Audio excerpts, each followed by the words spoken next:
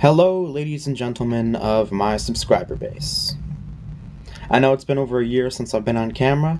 The majority of my subscribers are so new that they have never seen me on camera. Well, I'm back, a little heavier than before, but also a little older and a little wiser. So I've been thinking recently. By the way, this video is one take, totally stream of consciousness, so if I say some things that are a little unclear and I have to backtrack, or if I say or if I pause, sorry about that, but this is just thoughts going through my head right now. I think they're interesting. Hopefully it'll start a discussion in the comments, or at least make you think. That's my only goal for this video. So, there have been some really bizarre, maybe coincidences, but there have been some really bizarre similarities, and sometimes very significant similarities, between the Wii U and an old console called the Dreamcast. For those of you who are not familiar with the Dreamcast, which a lot of you aren't, because a lot of my subscribers and a lot of my viewers are between the ages of 13 and 17. Probably like a third are in that age group, according to YouTube analytics, maybe even up to a half on some videos. And gaming videos probably skew younger than my music videos. Musical videos, I should say. See, I'm already rambling. Point is, there are similarities between this old console called the Dreamcast and the Wii U. What's the Dreamcast? Alright, the Dreamcast is the last console launched by Sega. Sega used to make consoles. They're the makers of Sonic the Hedgehog and Valkyria Chronicles, which I always love to name drop because Valkyria Chronicles never sold enough, anywhere near enough. Check out that game if you have a PS3. Back to the topic. Dreamcast was different from the Wii U in one very important way. The Dreamcast was an innovator, and it was powerful. Other than that, there are a lot of weird similarities. Both of them launched a year before the competition. Both of them did not sell well in that time period. Both of them did not sell well because of feared competition by Sony. Now, what do I mean by that? And to an extent, Microsoft, with the current generation. But with the Dreamcast, the PlayStation 1 had pretty much dominated. It certainly dominated Sega. The Nintendo 64 made a strong showing, but was significantly outsold by the PS1. Sorry, I have a cough too. And a lot of people were holding off on buying the Dreamcast because, one, they were waiting for the PS2. They wanted to see what Sony's 6th generation console would do, and what it would be and what games it would have. Another similarity is a rough launch, without many games that you care about. And see, here's one of those pauses, sorry. And another thing, like, the sales were bad, but they were surprisingly bad. And another reason for that is because they were coming off of the previous console so soon. I believe the Sega Saturn had been launched in 1996 or 7. And then in 99 they launched another console. 3 years. Maybe 4. Okay? Like, 3 to 4 years. That is crazy. A 3 to 4 year life cycle, realistic life cycle for a console that you drop a couple $100 on?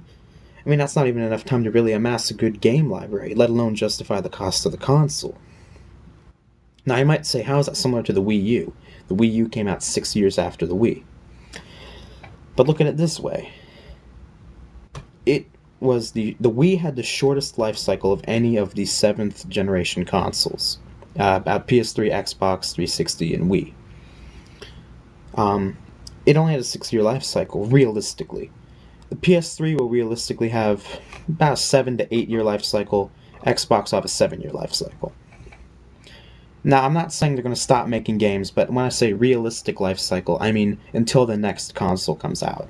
Because at that point, you mostly stop caring about the old consoles. But the Wii had the shortest life cycle. And when consoles are as expensive as they are, even with the Wii being the cheapest, people hesitate to move on to the next console. You need to justify the cost of your previous console before you launch another one. The Wii U didn't do that, in my opinion, and the Dreamcast really didn't do that. Another key thing is that both consoles were losing their traditional fan base and really getting stuck with fanboys. The Wii U has lost Nintendo's hardcore gamers. Well, the Wii really lost them, but the Wii U is doing nothing to regain them.